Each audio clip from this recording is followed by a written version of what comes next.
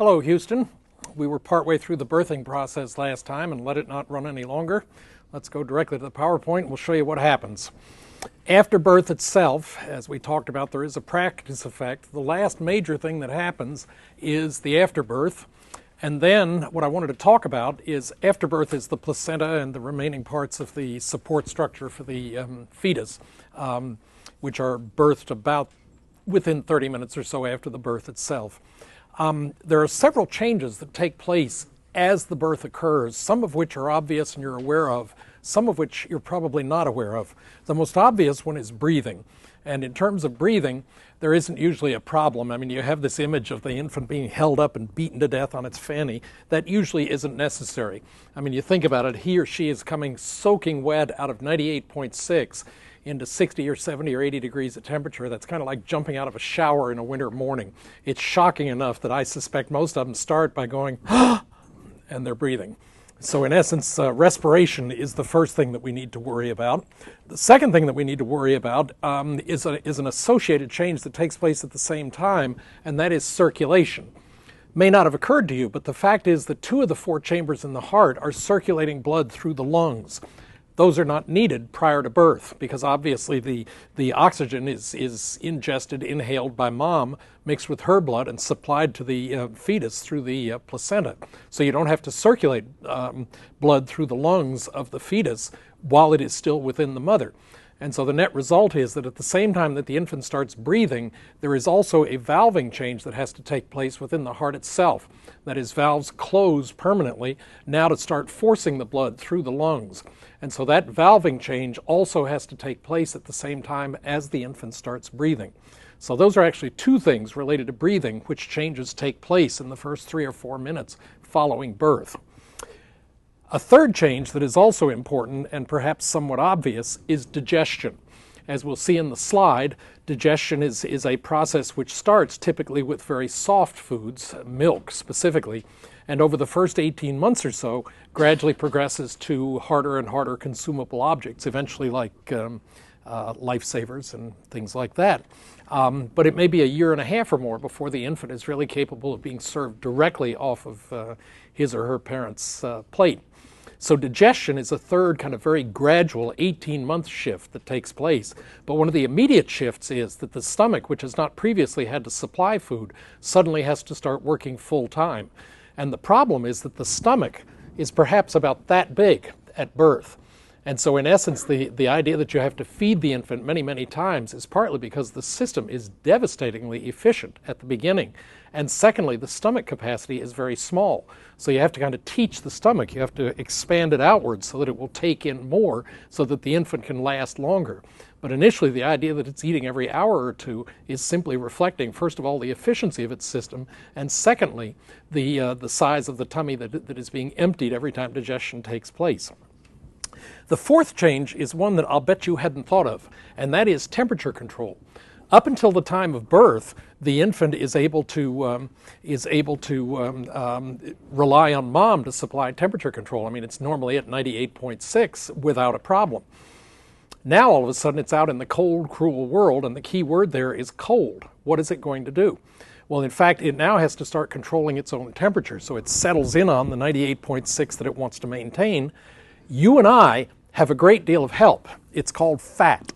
Now, fat is normally something we're usually trying to get rid of, but it serves a very effective insulating function for you and I. And so, you know, if the temperature is 32 outside and you have to walk from one building to another where you work or on campus here or anything like that, if you had to do it without any clothes on at all, we're not going to find you frozen midway between 2 stores or two buildings or anything like that because of the body fat. The fact that what that fat does is to insulate the core operating processes for you and I, the brain and the organs of the central body, the center body, from immediate impact of minor changes in outside temperature.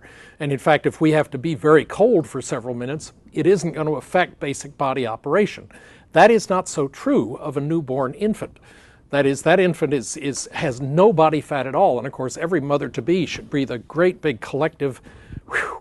Because if you think about it, the average infant is, perhaps 6, 7, 8 pounds at birth. If that infant had the same proportional body fat that you and I do, that weight would be up to 9, 10, 11, 12 pounds, depending on the nature of the particular infant. So now instead of trying to give birth to a softball, you're trying to give birth to a bowling ball, which gets to be a hugely difficult problem. So you really should be thankful that, in fact, it has to take over temperature control for itself during the early hours following birth. But that's the reason we wrap a babe in swaddling clothes, literally, is because those warm clothes and the environment, the warmer nursery that we keep it in, are really vital to its survival, because it needs help initially, because it's very subject to momentary shifts in the outside temperature. So temperature control is a fourth thing that we need to see happening. In the Simple Psych book, you have a graph there that shows you what's going on physiologically in terms of general growth. And what we're going to do is to sound one cautionary note for you as you look at those average curves, because we're going to be talking averages here now. And in essence, what I want you to do is to beware of norms. Norms, having a set of norms is about like knowing the average shoe size for an army. It's not much help when it comes time to equip the army to know that the average shoe size is 8.5 or 9 or whatever it happens to be. In the same way that when we show you curves here, we're going to be talking about the average, the modal value, the most common human value at which various functions start. But you need to be aware that if your child is ahead of that or is behind it, don't immediately assume you've got an Einstein or a goofball on your hands. There is a normal distribution of likelihood of event occurring around any major marker that we may have. So in essence, with that in mind then, let's look at several of the different processes that are going on as we mature.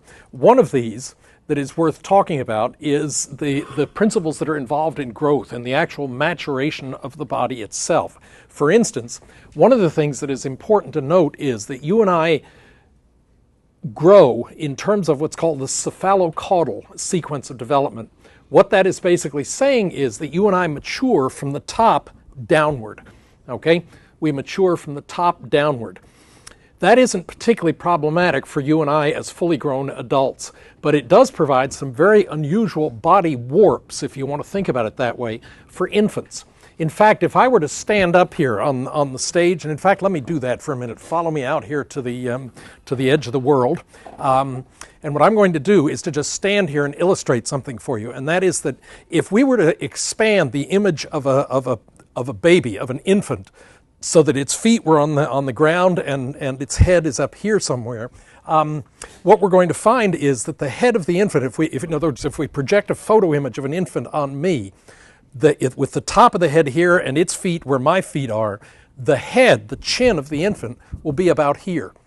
Okay? In other words, proportionally, the head for an infant is at least twice as big as it is for the average among you and I. For us, the average length of our head relative to our body height is about 1/8 or 1/9 of the total body. Okay? For an infant, it can be as much as 1/4 of the entire length of the body. That is, if you measured from one end to the other of an infant, fully 1/4 of the total extent, the 20 or 22 inches of the infant at birth, is head. What that means by implication is, apropos of the phrase we had on the screen a minute ago, is that you and I actually mature from the top downward. We mature from the head or the cephalus region to the caudal or caudate or tail region. So we mature from the top downward. Among other things, for instance, an infant does not get up and walk away from the birth experience, because the muscles and the coordination in the lower legs simply is not there at birth. In fact, some of the structure itself is not there at birth. It has to be massively expanded. In fact, that problem of top development much greater than bottom development is related to the fact that an infant's neck, in many instances, is so sensitive or so weak that it can't even hold up this massive head that it's associated with. I mean, you think about it, if you doubled the size of your head, which would 8-fold increase its volume, do you think your neck muscles would get tired kind of holding it up every day? Doubtless they would. And in fact, for an infant, the problem that you have is that you have to be very careful holding the infant's head, because when you pass an infant on from one person to another, you have to make sure that you've got neck support, because the neck muscles in many instances are so weak that they literally cannot hold the infant's head up. So we mature from top down. That's the cephalocaudal sequence of development. A second sequence that we also manifest is what's called the proximodistal sequence of development. That is, we mature from the center line outward. So we start at the spine and we mature outward along the limbs.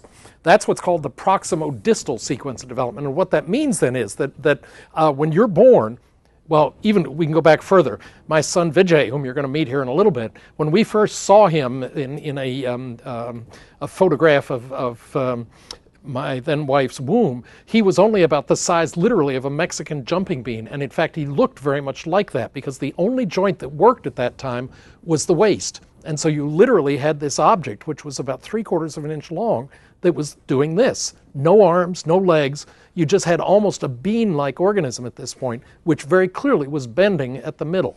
So the waist is the first joint that develops. When you look at the arms, it develops from the center line outward.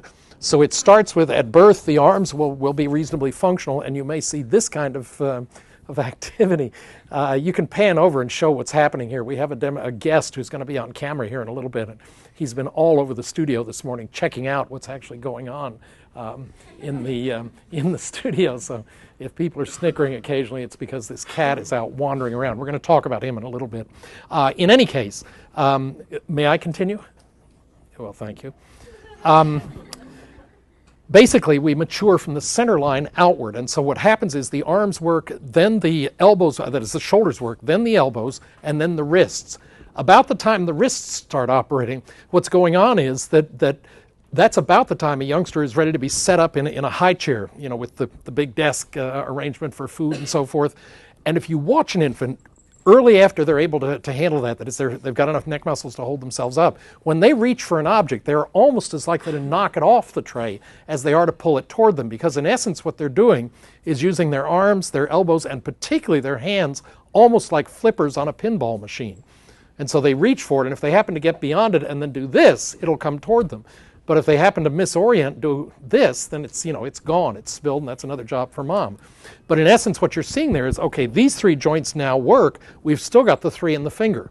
And in fact, you can watch that progression happen. It may be 12 to 18 months before an infant can literally reach down and pick up a lifesaver, which is a very sophisticated piece of eye-hand coordination, or a Cheerio, or you know, a piece of alphabet soup out of the soup, which is another favorite activity.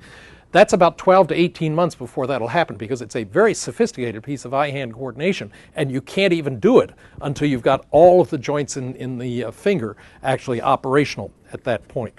Now, in addition to growth changes, we've also got behavioral changes that take place. That is, the top two are basically maturational changes in behavior. The other two have to do with changes in behavior. And in our slide tray, we may have an illustration of this. Let's try it and see. We're still kind of, yeah. This basically is what happens when you stick a pin in the foot of an infant, or you could tickle it, either one. Either way, what you're going to end up with is a mass of activity. It isn't until a couple of years out that you get the next slide, which will show you a very sophisticated piece of differentiated behavior. So in essence, what we've exhibited there is basically a mass action, a shift from mass action to differentiation. At age 0 or 1, if you tickle an infant's foot, you are going to get the reaction of the entire organism. It is a mass of activity. And it becomes differentiated, like the youngster we saw in the second slide there, to where you can reach down and remove the offending object, whether it's a tickle or a pin or anything like that, only after some degree of practice. But it's a shift from mass action to differentiation. In turn, then, we can shift from differentiated to integrated behaviors, which is the other major change behaviorally that takes place. There, we're looking at something like learning to walk. As an example, that's an example of where you take a series of differentiated behaviors and gradually integrate them into a more complex behavior. Walking is one, bike riding and swimming are two other examples of highly integrated behaviors of which we are eventually capable. But as you can appreciate, in mastering both of those, you have to learn to integrate a large number of different individual skills that are necessary. We'll pick up on that a little bit later, unless the next one is a bar graph, but I don't think it is. If it were, then we'll go talk about walking right now. So in essence, then, we've got differentiated to integrated behaviors that begin to occur. Now, let's look at a particular type of behavior, and that is the various forms of behavior that organisms can actually demonstrate. They fall out into five, I should say, broad categories of behavior. One of these is what are called taxic responses, or what are called the taxes.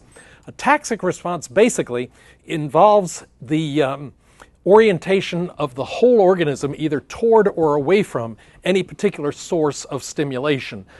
Moths around a light bulb, which I think we can depict for you, are an example of a taxic response. That is, you turn a light on here in the air in Houston in the summertime, and what you have is a taxic response. That is, the entire moth is oriented toward the light bulb. Okay? So moths are basically what we call positively phototaxic. Okay? They are positively phototaxic.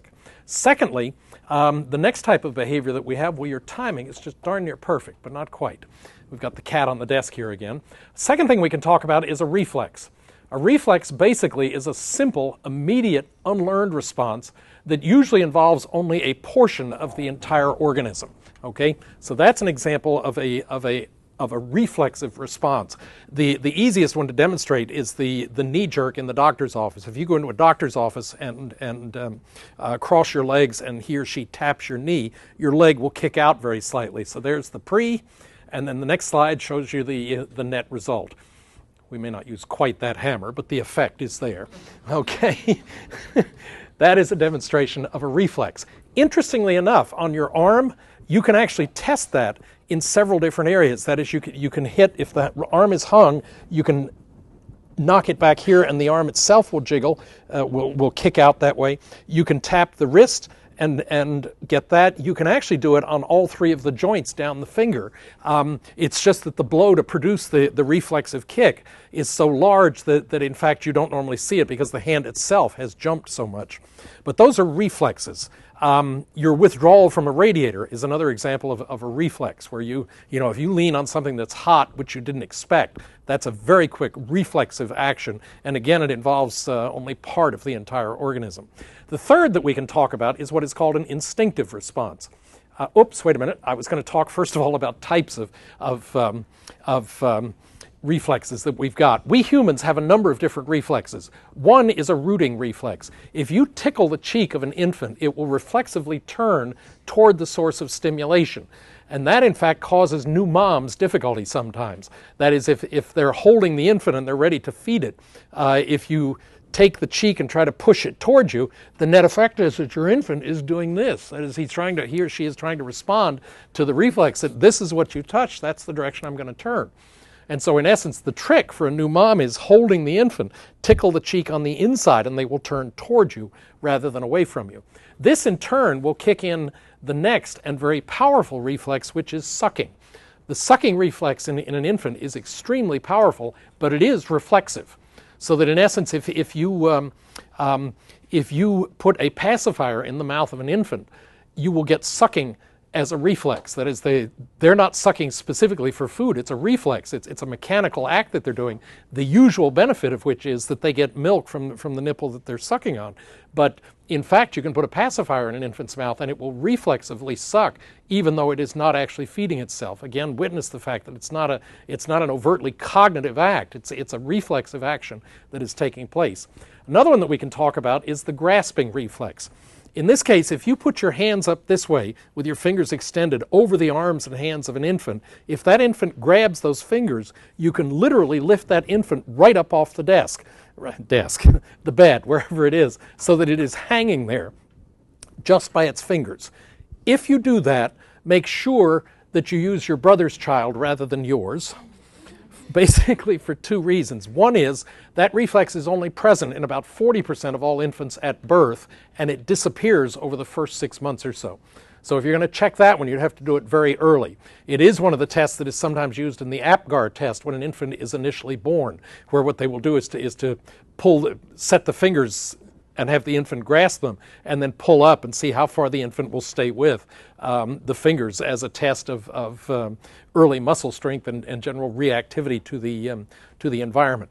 So that's again the grasping reflex. Another one that we can talk about is what's called the moro or startle reflex. This is an extremely interesting one. If you have a baby lying on its back, and you clap your hands over its head so that you startle it, what you get, and you'll need a full camera shot here again, what you get is essentially an activity where the arms which have been out will grasp upward. And at the same time, I can't diagram it from here, but the legs come up and then extend outward. So in essence, what you've got is loud sound, arms go out and grasp upward. Interesting to consider what the function of that may have been on a more elementary form of animal. But that is what's called the moro or startle reflex. And the final reflex that we have is what's called the Babinski. If I'd snuck into your bedroom this morning and run my thumbnail right up the bottom of your foot, what would have happened? Well, I would have gotten kicked. But other than that, what would have happened? What would the normal response of your foot be when it's tickled? You pull away, don't you? And what happens to your toes? Do they curl or do they flare when your foot is tickled? They curl. So the normal adult response is the foot is pulled back and the toes curl simultaneously. Withdrawal and curl. If you notice, a pediatrician, when checking your infant, when you take it in for a checkup, one of the things they'll do when they're holding the infant is to run their thumbnail right up the bottom of the infant's foot. Either that or they may use the blunt end of the hammer they were using to test reflexes. But what they're checking for is to make sure that the Babinski is flipping from child to adult-like. We expect that to happen normally around age 1. That is, around the first birthday is when you should first start to begin to see the adult form of reaction to having a foot tickled rather than the childlike reaction. And if that's delayed to age 2 or 3, so be it. It doesn't necessarily mean that you've got neurological difficulties, but it is an anticipator of neurological difficulties. That is, if the Babinski is very late or doesn't switch, that's an early sign that there may be neurological difficulties of one sort or another. But again, youngsters may be age 3 before it actually flips from the childlike to the adult-like form. But those are some of the reflexes that we have. The third that we can talk about is what's called an instinct. An instinct is basically a response that is complex, it's unlearned, it's present in all normal members of a species, and it appears constant in form. There are a number of different examples of that I could point out. One is, of course, the fact that it's complex. It typically involves much, if not all, of the organism. One example of an instinctive response is web spinning in a spider. We may actually, yeah, we do. I like that picture. The lighting was just right for that particular illustration. But that's an instinctive response. Have you ever interrupted a spider when it's spinning a web? And what happens? It gets very pissed off and cusses at you, but it does not have the ability to sit back and put its chin in its hands and say, let's see, we need a spanner from C3 to A8 with a torque of, it can't do that. Because in essence, what it is responding to is an instinctive urge or mechanism, device that allows it to build that nest. And the result is if you interrupt or if you destroy, cut 2 or 3 of the main supports, it can't continue. Because all it can do is do those main spanners by whatever device it does, and then go to the middle in most instances and start spinning outward. And so if any of the members disappear, and certainly by the time 2 or 3 of them are gone, so the nest has shriveled a bit, it is helpless. It literally has to start over again because what it manifests there is an instinctive response. It's hardwired in and it doesn't learn to build a nest. It simply builds one. Now we've got the family cat with us today. This is the Burmese that I was talking to you about the other day.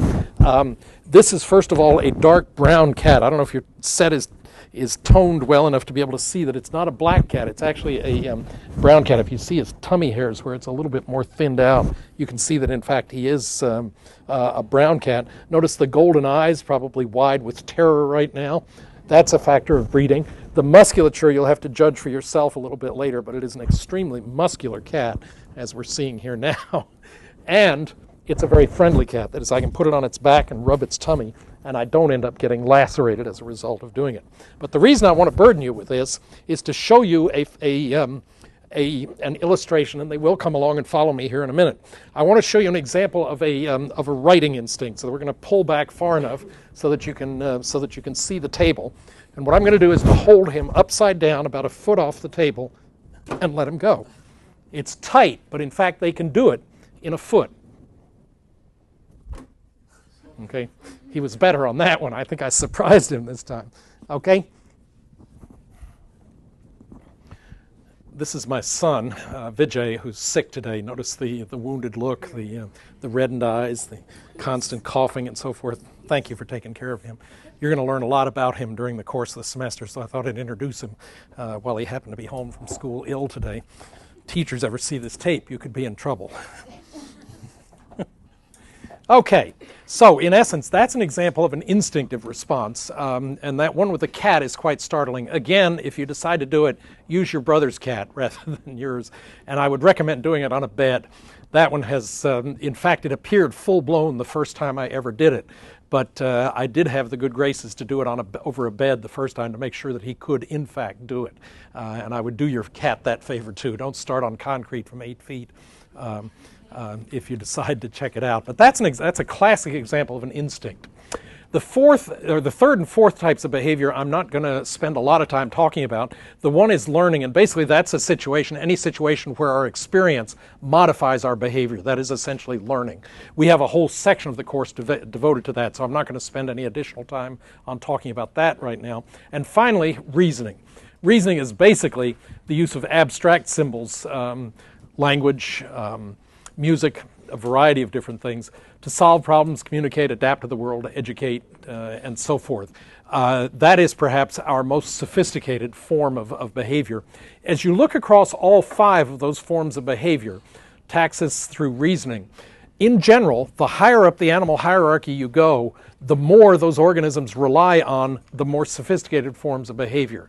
That is, a paramecium operates almost exclusively in terms of taxic responses. That is, the whole organism reacts or backs away from anything that it's caught up in. As I showed you earlier with us, we have really only one taxic response that we're widely likely to utilize. And so as you move up the animal hierarchy, you move down the list there toward more sophisticated forms of control of behavior. Now, if we look beyond this at motor development within the developing infant over the first couple of years, walking is a key example of the type of behavior that is going on in an infant's behavior. And in essence, do we have a slide to illustrate walking? I hope. A bar graph, and if not, then we'll simply plunge ahead, but there we go. In the graph in the book, which is a little bit better illustration, you'll notice that there is a gap at the middle of the line. That indicates the 50th percentile of where things are likely to actually occur. And basically, the left and right end of the line represent the 25th and the 75th percentile. So what you're seeing in the graph here is kind of the middle 50% of when these skills are mastered. And you'll notice in the gaps in the simple psych book that there is a progressive move upward toward greater age relative to each of the behaviors that's involved. They occur in this sequence, and what I'm arguing there is that in order to ultimately learn to walk, we go from differentiated individual responses, such as you see lifted on the left there, and move toward the integrated response of full walking, which normally doesn't occur until about age 1 or 1.5. That is, you'll be quite a bit older. In fact, even on the average there, you're up to about 1.5 years before that actually occurs, 1.5 years crowding 2 years. But it starts with learning to roll from your tummy to your side and then from your stomach to your back.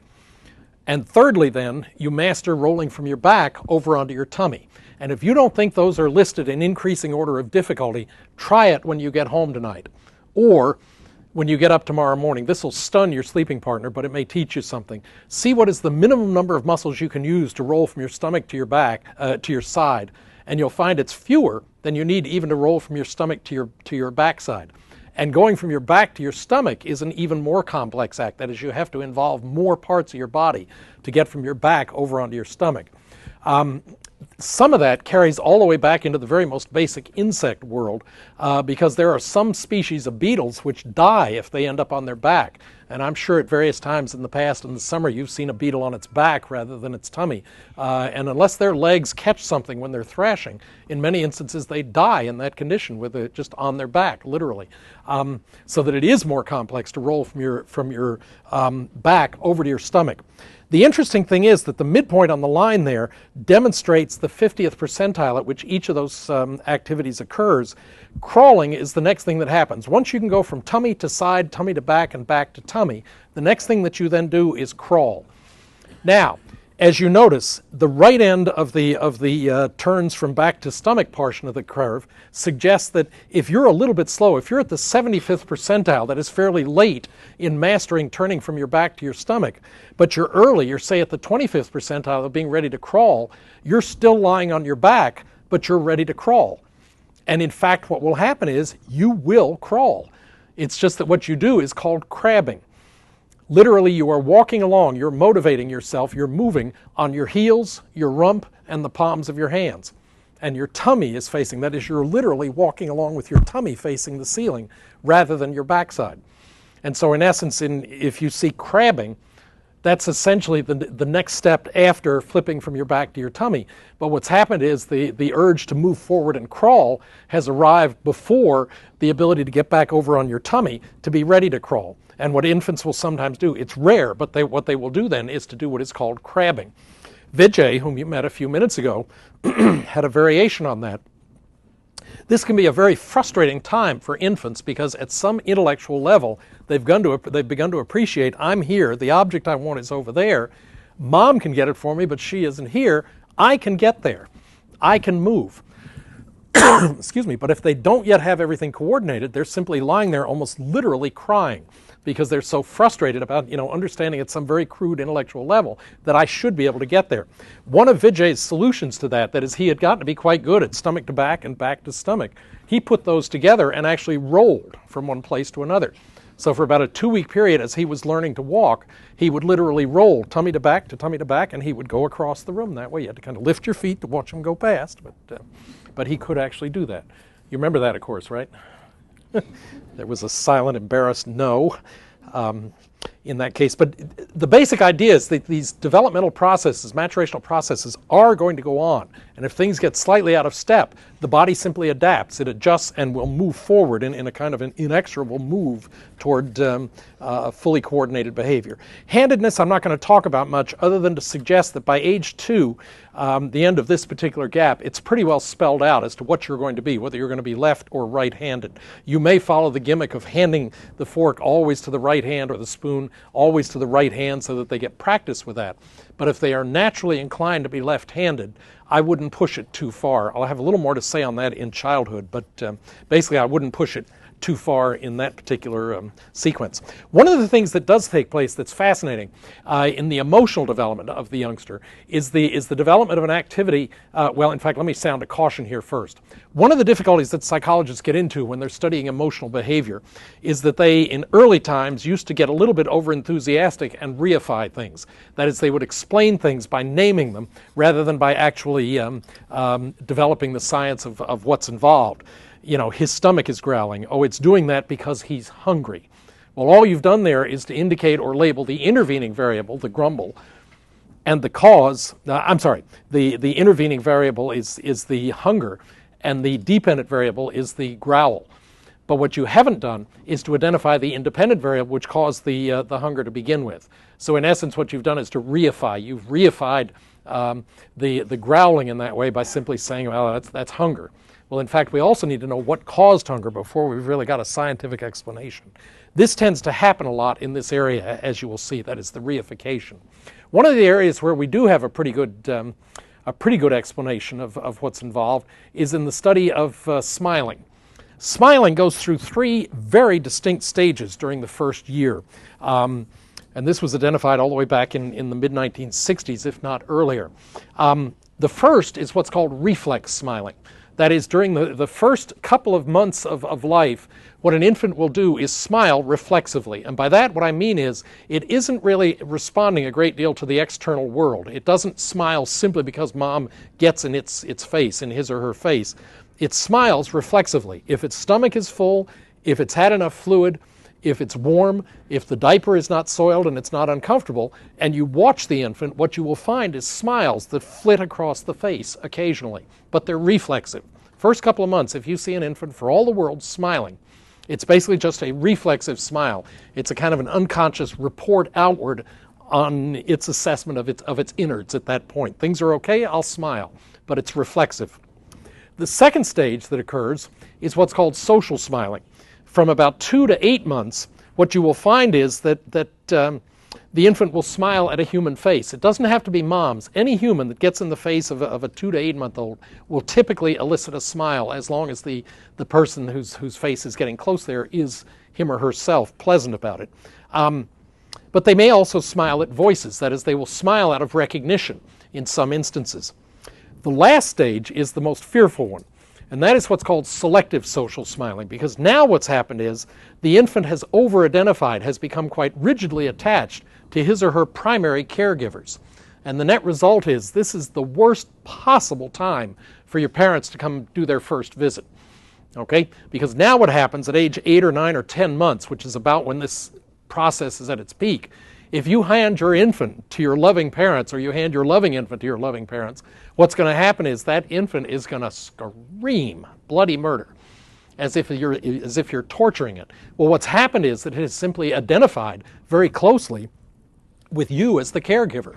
And all of a sudden, when you're distanced, when you hand your infant to another person, even your parents, there may be very dire consequences for that. That is, you're told in no uncertain terms, I don't like this, I want mom, I want dad.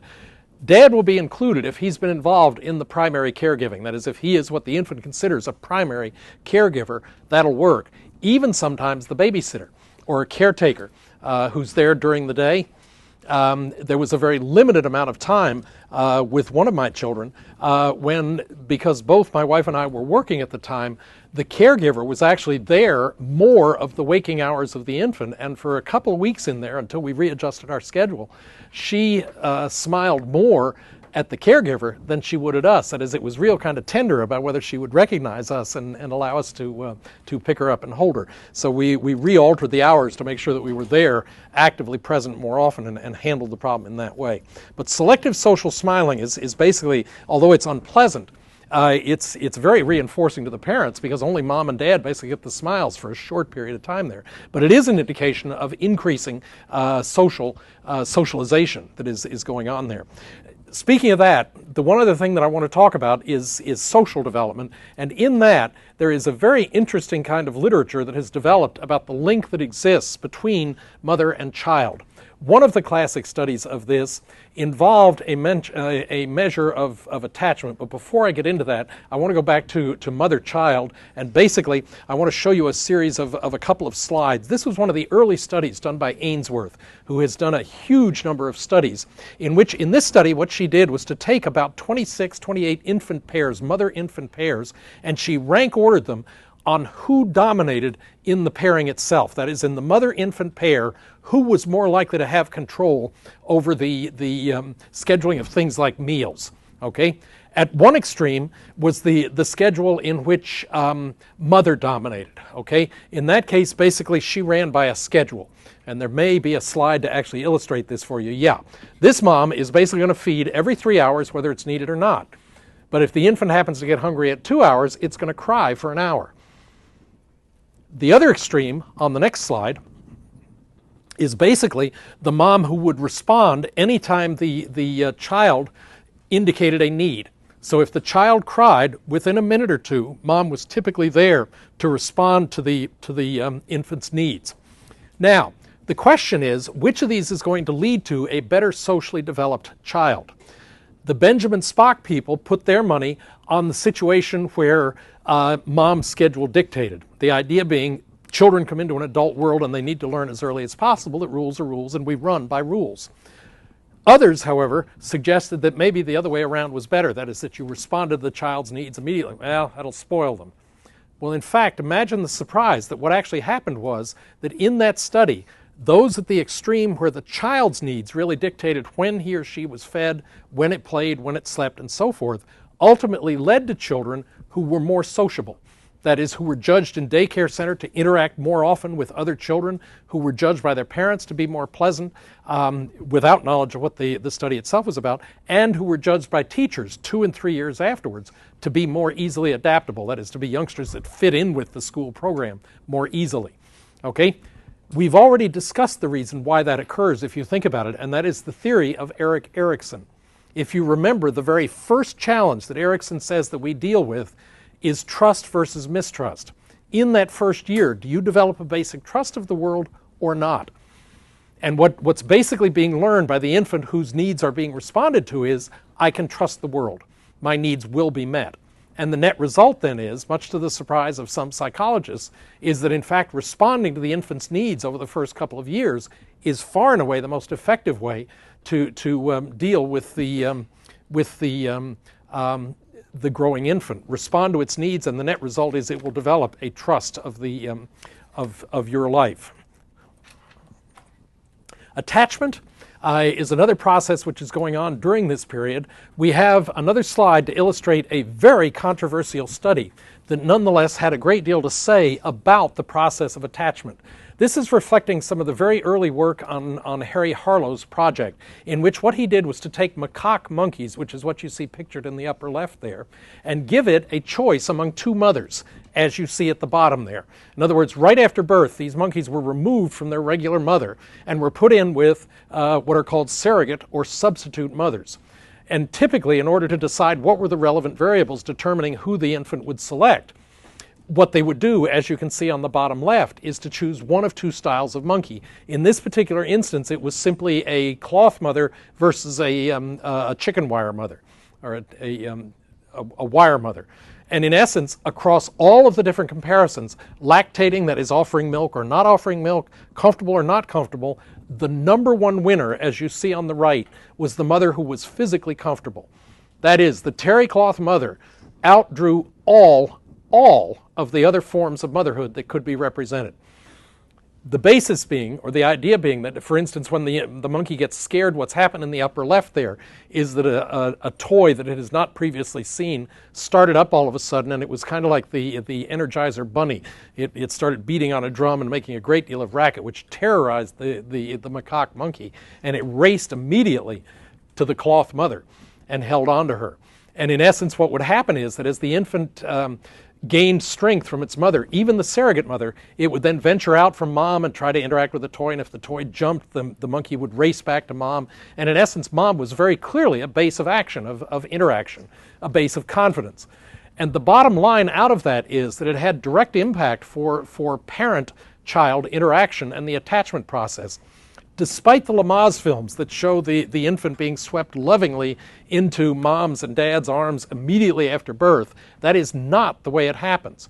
Attachment is a very gradual process and takes place over a number of months. What Harlow's work basically demonstrated is that one of the key elements in that attachment process is the physical comfort and the actual holding of the infant.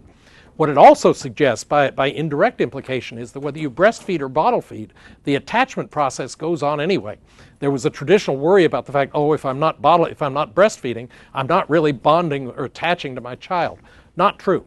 It turns out it's the physical holding that is more important even than the feeding. One of the classic photos out of his research project, and I could not get permission to reproduce it, was one that showed the bottom end of the monkey tightly wrapped around the cloth mother, which was its home base, straining mightily to get to the nipple on the bottle of the mother next door who actually offered milk. But she was a chicken wire mother, and basically the infant only went to her when he needed milk. And so the bottom line was, as I said, across many different comparisons, it was physical comfort that was most important in that situation. So now, in fact, what we're going to do is to skim through security, anxious ambivalence, and avoidance, other than to indicate that these are 3 of the general classes of types of interaction that you may find as a result of the attachment that ultimately results. One of the studies indicated that out of a good attachment process with a tolerant mother, what you typically end up with is an infant who is securely attached to mom. that kind of an infant will wander away from mom and is not discomforted if the mom, in a bigger room, if mom happens to leave the infant doing something and move over to another area. A secure infant is fine, can tolerate that separation, and then will come back to mom when he or she needs help. The anxious, ambivalent parent or child is the one that will cry, and in fact, in some cases, will cry mightily, scream when mom starts to move away. The avoidant child is one that goes seemingly to the opposite extreme. That is, will simply, you're going to reject me, I'm going to reject you, and will take the position of backing away entirely from the parent, and can be very difficult to actually pick up. That leads to a second way to describe the temperament of youngsters. And temperament, actually, the research indicates, and I'm going to just put it all on the screen for you here, that basically there is a division like this. That is, across the normal parenting procedures, about 40% of the youngsters end up being easy to deal with. That is, they're approachable, you can pick them up, they are loving, they respond. About 15% tend to be very slow to warm up. Those might be the avoidant youngsters that are involved, or the second category. The most difficult ones are labeled, obviously, enough difficult. These are the ones that may be actively avoidant. That is, they tend to shy away from any kind of emotional contact at all. And about a third of all youngsters end up with some kind of strange admixture of any 2 or 3 of those. That is, they may be easy in some situations, difficult in others, and slow to warm up to various kinds of combinations. So in essence, we've looked a lot at these different possibilities. The work that I was describing with Harlow is basically the work of the ethologists, and in that we are beginning to get into another form of behavior, which I'll get to here in a couple of minutes. I'm going to skip this screen and go on into some of the work that is involved in basically in childhood. This is the work of the ethologists, and I guess I should back up and talk about that a minute. I tried to get past it. But in essence, ethology, as we described earlier, came to us essentially from biology, where people were using very carefully detailed naturalistic observation to try and understand the underlying physiology. Those ethologists, in turn, have created some rather interesting findings regarding how children actually function. And in essence, what they've been able to demonstrate is the existence, among other things, of processes such as imprinting. Imprinting is one of the ethological processes that was started originally by Konrad Lorenz in the mid-1930s. It's a research process that's gone on for a long time. What Lorenz did, and we can show you a slide to illustrate this, was to raise geese in a family situation. That is, what he did was to take the goslings as they came out of the egg, and he raised them instead of the mother goose. And the net result, as the slide will show, is the fact that afterwards what the goslings did was to imprint on Lorenz. That is, when he moved, they moved. If he went swimming, they went swimming. If he walked across campus, they walked across campus. They literally imprinted on him. Was that biological? There was a very interesting study done by Eckhard Hess at the University of Chicago, in which what he did was to take half the eggs from a generation and let Mother Goose raise the other half. And at the beginning of the next program, what we'll do is to tell you what the results were of that study. Because what it indicates basically is that imprinting is actually a learned process. It is reversible, as we'll see at the start of the next program.